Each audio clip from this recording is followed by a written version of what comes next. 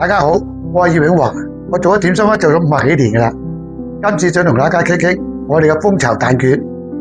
廣東人對蛋卷係有情結嘅，逢年過節，家家戶戶都會買蛋卷，寓意蛋卷碌碌，金銀滿屋。一家人沖一壺熱茶，一邊食蛋卷，一邊傾偈，係最溫馨熱鬧嘅時光。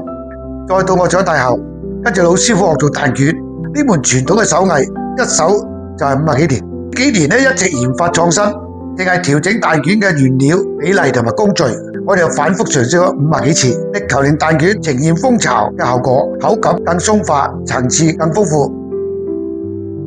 我哋唔單止喺口感上落功夫，連長度都反覆試咗10幾次。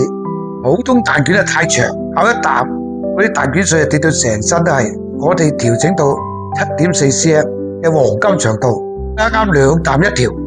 食起嚟就方便一啲，我哋堅持用新鮮嘅雞蛋、鴨蛋同埋天然牛油，按傳統嘅方法做，手藝會傳承，但對味道嘅講究，我哋一啲都唔敢鬆懈。